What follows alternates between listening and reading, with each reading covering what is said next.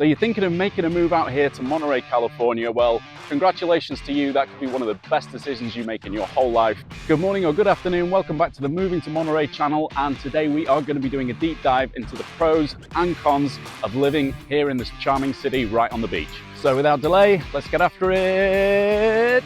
Now, pro number one, natural beauty. So an obvious benefit of living here is all the stunning natural beauty that surrounds Monterey. I'm here on Del Monte Beach, but there's at least half a dozen beaches up and down the bay and the peninsula that you can enjoy. And as well as the breathtaking coastline you can see behind me, there are a number of fantastic locations. This place is basically a nature lover's paradise. There's amazing hiking trails just off the top of my head. You can go down to Point Lobos, you can go inland to Jack's Peak, or you can just take a nice casual stroll on the beach and enjoy these stunning sunsets that Monterey Bay always seems to provide. And if you don't want to wander too far off the beaten track, we do have the Monterey Bay Recreational Trail, which is brilliant for biking or hiking down. It runs all the way from Marina up the coast, stretching maybe about 18 miles all the way down to Pacific Grove.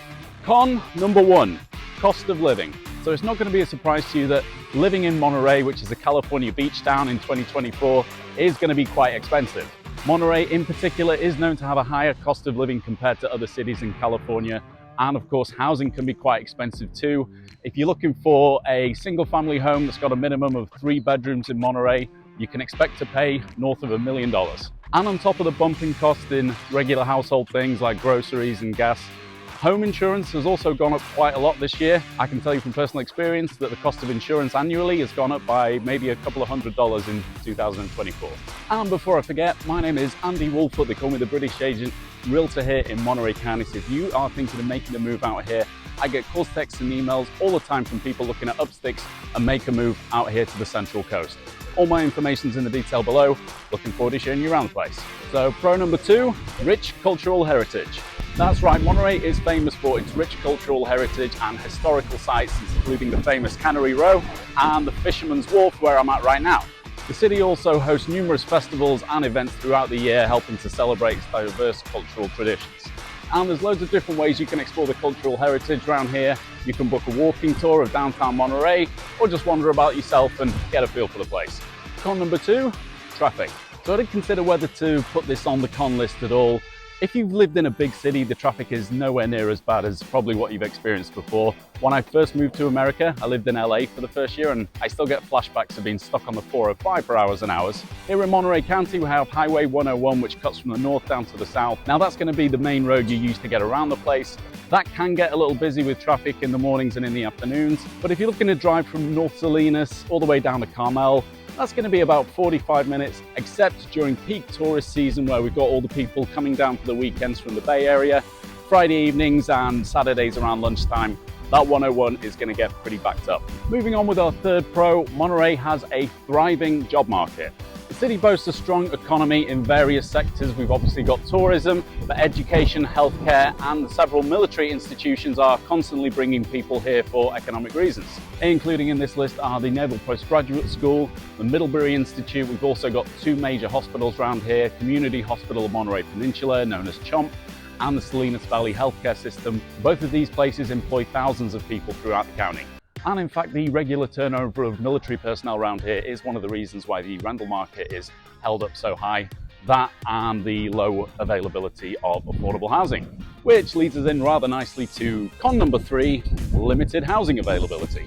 Now looking at the MLS before I came out, there's only around 300 listings actively for sale in the whole county. That's single family homes, condos, townhouses, and lots. So due to the popularity of the area, once people move here, they tend to want to stay here for a while. And that of course means the rents are pushed high as well. If you wanted to rent a 3-bedroom house in the city of Monterey, I'd expect today, even if it's a kind of a small home, you're going to be looking around $3,800, $4,000 a month. Even if you're just looking to rent a 1-bedroom apartment, that's still going to be a minimum $1,800, maybe $2,000 a month here in Monterey. Pro number 4, excellent downtown area. So the downtown area of Monterey is an excellent complement to the wharf and other facilities nearby that draw tourists in, as well as all the shopping and amenities you'd expect. There are some excellent restaurants here, catering from everything to if you want an absolutely expensive world-class meal, or if you just want to grab some hearty grub real quick, downtown Monterey has got you covered.